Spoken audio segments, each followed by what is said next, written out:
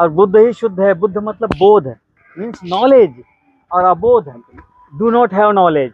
तो नॉलेज वाले आदमी को ही एनलाइटनमेंट कहा जाता है। मतलब उनको ऐसे कोई ऊपर से ज्ञान नहीं हुआ था, उनको क्या है कि जो उन्होंने देखा, दुख को ढूंढा। हम मंदिर में क्यों जाते हैं, हम किसी पादरी या किसी भी हम किसी व्यक्ति के पास क्यों जाते हैं? हमको अगर घर में सारा सामान मिले, भोजन मिले, सब कुछ मिले तो हम बाहर नहीं जाएंगे। लेकिन कुछ चीज़ें ऐसी हैं हमारे जीवन में जो हमारे हाथ में नहीं है। दुख हो गया तो उसका कारण ढूंढना है, उसका निवारण करना है। तो अगर हम सही व्यक्ति के पास जाएं, सही कारण मिलेगा, सही औषधि मिलेगी।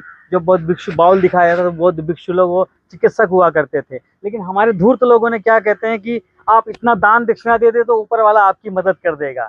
लेकिन हम कहीं भी किसी पंथ में जाएं, लेकिन कोई मदद नहीं करता है। इसलिए हमको रास्ता ढूंढना है। तो हम एक मिनट और लेंगे। जैसे शाक्य मुनि कहा गया, शाक्य मीन्स जो अपने अपने बल पे चले, जो अपने अपने जो इंटरनल या अपने बल बुद्धि पे काम करे, उसको शाक्य कहा जाता है। शाक्य सिंह, तो सिंह, ये जो फाहियान आया था वो भी अपने आप को शाक्य कहा, सिंह कहा। मैं शाक्य सिंह हो गया एजुकेशन लेने के बाद, यहाँ पढ़ने के बाद नालंदा में। जब वहाँ गया तो वहाँ सिंह कहा गया चाइनीज भाषा में, शाक्य सिंह है।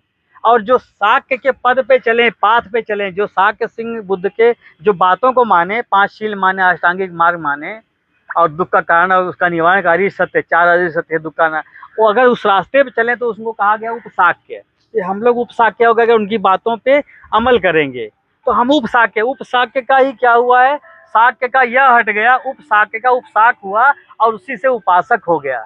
और उपासक का आज के डेट में अर्थ है कि उपासना करना, जबकि वो मतलब नहीं था ज्ञान लेकर के उस मार्ग पे चलना, लोगों को उस मार्ग पे चलाना। उपासक जो शब्द आया है हिंदी का, वो उपशाक्य था।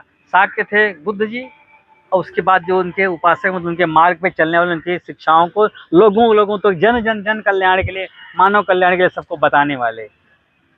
तो ये इन्हीं बातों से मैं विराम दूंगा। तो आज ये आप रेलवे स्टेशन मास्टर हैं नायगांव में, कभी आपको मुलाकात करना हो तो जरूर जाइएगा, और बहुत अच्छे ढंग से मिलते हैं। और ये मानव को बराबरी का दर्जा देते हैं।